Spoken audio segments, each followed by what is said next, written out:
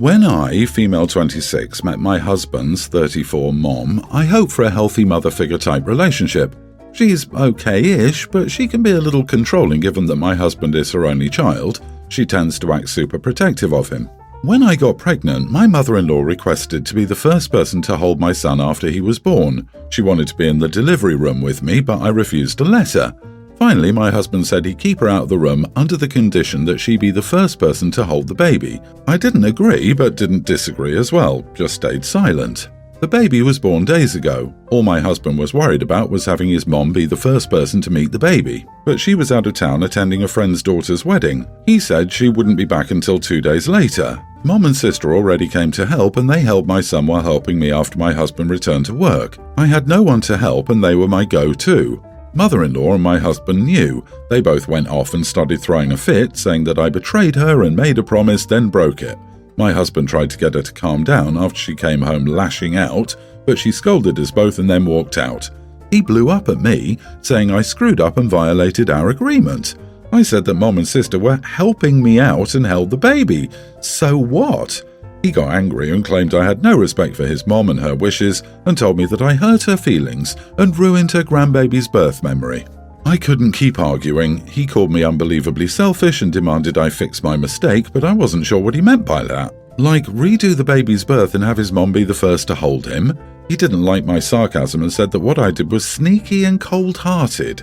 He said he should have let his mom in the delivery room, otherwise none of this would have happened. They're both still salty about it and are sulking hard. Am I the idiot? He's calling you selfish after you grew and birthed a baby? Also, what kind of a psycho request is it from your husband and mother-in-law to be the first to hold your child? And best wishes for a speedy divorce. You are not the idiot. Why do your husband and mother-in-law seem to think her needs are more important than yours? I've never heard of anything like this before. Also, your mother-in-law goes to a wedding just when her grandchild is born and still expects you to keep your family at bay? Ridiculous. Your mother-in-law needs to know that your health and well-being mean that the baby is well cared for. Tell your husband to grow up and see what is important here. You and your baby. Mother-in-law doesn't get a say and does not deserve special privileges just because she says so. OP had a baby for the mother and son but didn't know it. Normally I would say something deep, meaningful or reassuring, but I'm speechless on this one. OP, your dope of a husband and his Klingon level 5 mother are the idiots. Set boundaries now. This will only get worse. There's a problem here and it will escalate with mother-in-law wanting more and more firsts. It won't be long before those firsts come at your expense. When you're in the delivery room, you're in charge. Not your husband, not his mother. If it was so important to her, as she claims, she'd have been there, even if she wasn't allowed in the room. If she wasn't even there to be kept out, that agreement you didn't even technically agree to is null and void. She was out of town. Was the baby supposed to be untouched until she came back? Ridiculous. So sorry you are a single mom to 2 babies and have a third in such close orbit. You married a mama's boy.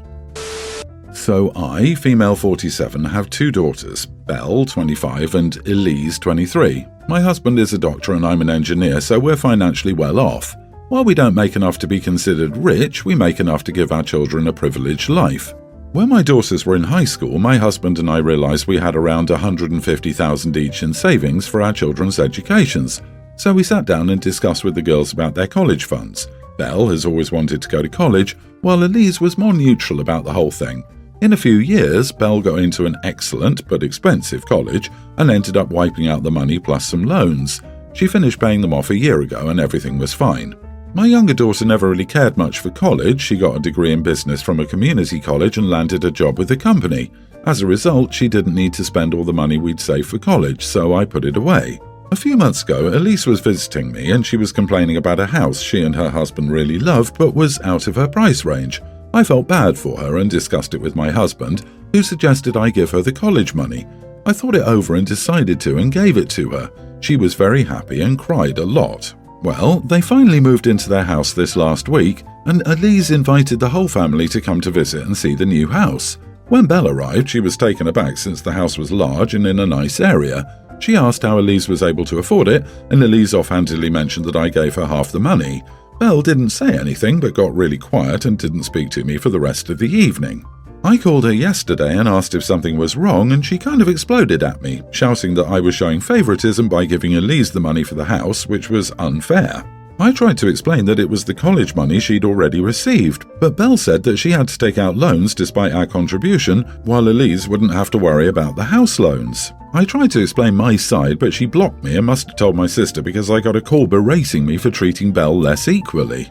My husband says that Belle is just acting entitled and to let it blow over, but I feel bad because it is true that Elise has no loans at all, while Belle was saddled with debt at a young age. Was I the idiot? You gave both your kids exactly the same. How they spent it was on them. Belle could have gone to a cheaper school and achieved the same educational result. She chose not to. You are not the idiot, but the eldest is an entitled brat. You are the idiot, OP. I'm not sure Belle knew that choosing a cheaper school and buying a house with the rest of the money was an option. Parents, be more open and upfront with your kids regarding finances. How do you expect them to plan their life if they have no idea how much support they can expect from you? I feel like I have to say this a lot here, but also, a college degree isn't a thing that parents buy for their children. It's just an opportunity. One that the student has to invest in as well. They have to put in the hard work, and by virtue of that, they are also putting something on the line.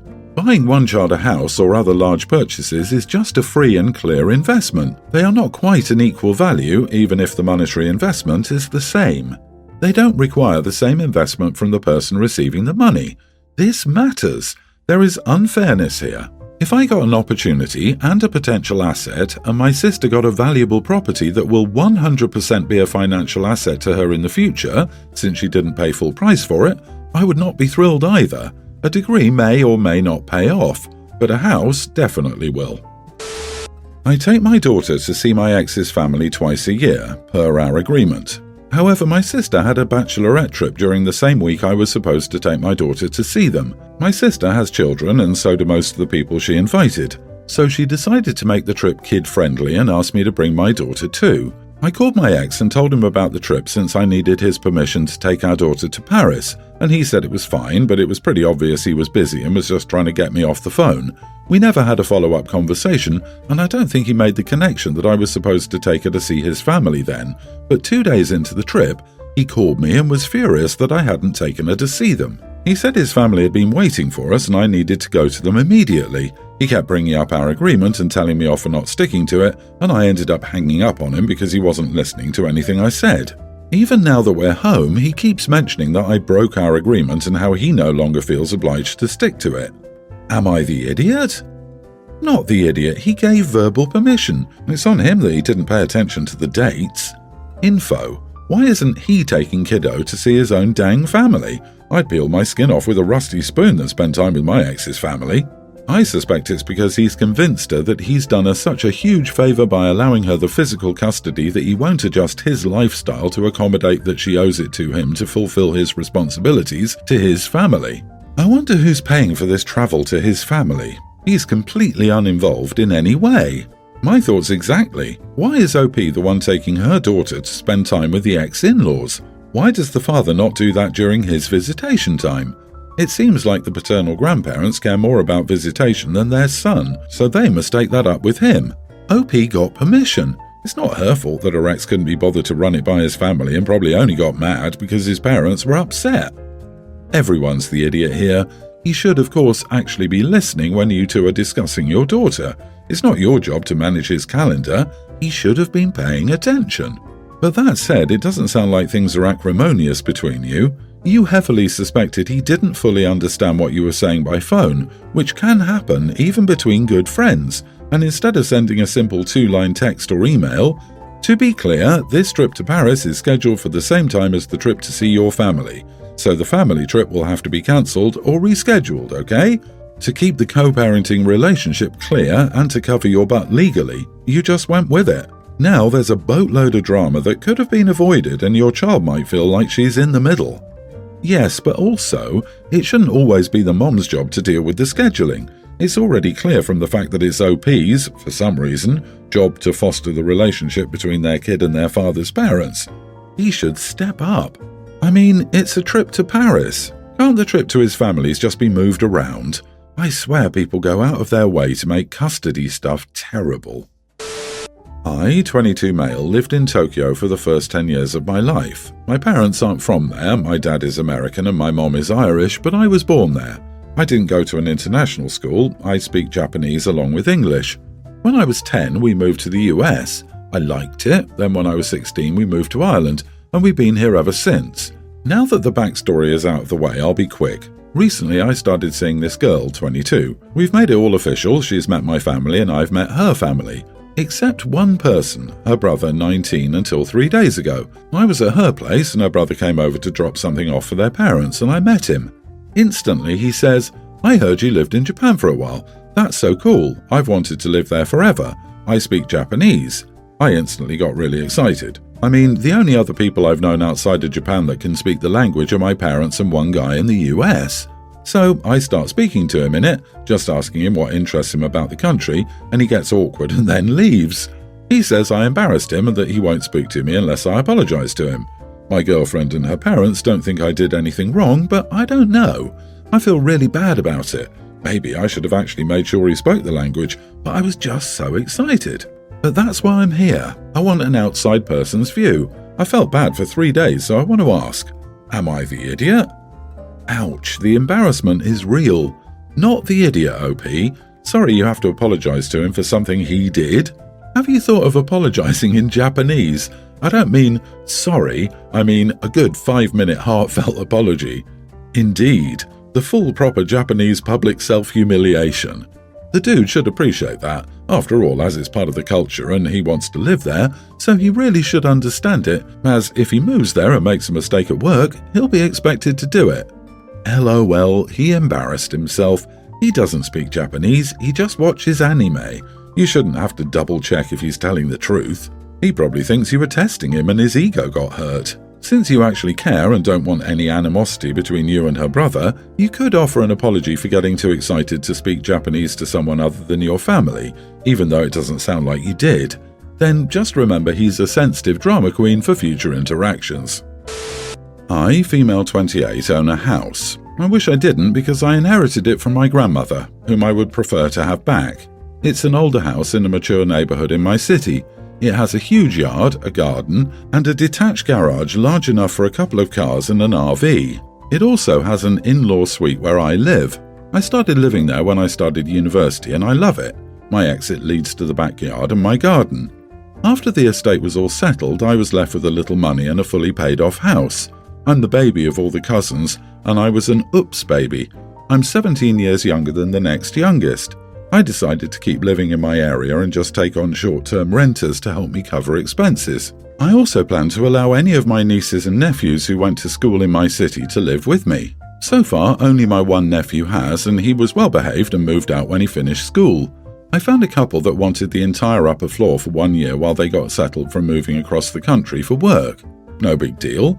I have 3 siblings graduating the next year, and only one might go to school in my city, so I let my property manager set up a 1-year lease. My city doesn't have a minimum rental increase.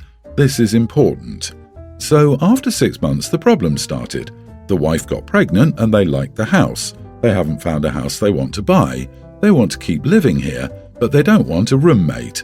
So one day the husband catches me and says that he's talked to the property manager about renting the entire house and that I might want to start looking elsewhere for a place to live.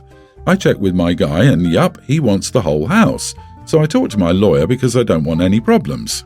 As long as the increase is 1 year after tenancy and I give 3 months notice, there is literally no limit on the rental increase.